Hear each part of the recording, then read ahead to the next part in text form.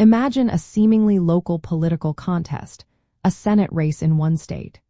But what if this single election, through a series of gripping debates, profoundly shaped the entire nation's future, influencing presidential campaigns and pushing the country closer to its greatest internal conflict?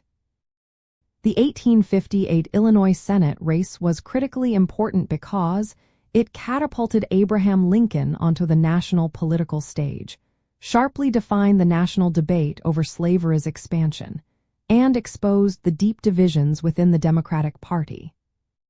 This race gained its immense significance through the series of 7 Lincoln-Douglas debates. These were not just local stump speeches, but detailed, widely reported discussions on the most divisive issue of the day: the morality and legality of slavery's expansion into new territories. Senator Stephen Douglas, a leading Democrat and champion of popular sovereignty, argued that residents of each territory should decide for themselves whether to permit slavery. Abraham Lincoln, the Republican challenger, opposed slavery's expansion, believing it to be morally wrong and a threat to the nation's founding principles.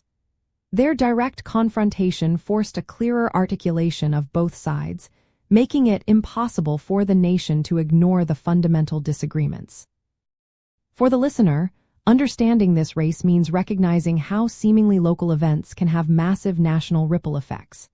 It illustrates how political debates can clarify public opinion and solidify party platforms.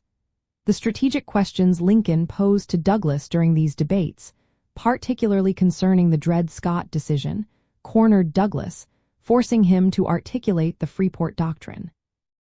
This doctrine stated that even with the Dred Scott ruling, slavery could not exist in a territory if local laws did not support it, which was deeply unpopular with Southern Democrats. This ultimately fragmented the Democratic Party, which had been the last remaining national institution. An insider detail is Lincoln's calculated risk with the Freeport Doctrine question. He understood that forcing Douglas to either embrace or defy the Dred Scott decision would alienate one wing of Douglas's party. While it likely cost Lincoln the Senate seat in 1858, it brilliantly positioned him for the 1860 presidential election by exposing Douglas's vulnerability and moral ambiguity to a national audience. Lincoln lost the battle but won the war, so to speak, in terms of national recognition and political credibility. This pivotal Senate contest, therefore, stands as a masterclass in political strategy and public discourse. It provides a crystal-clear lens into the ideological chasm that would soon lead to the American Civil War, showing how the struggle over slavery was meticulously debated and amplified across the entire nation, not just in Washington. It ultimately clarified the choices before the American people, setting the stage for a conflict that would redefine the United States.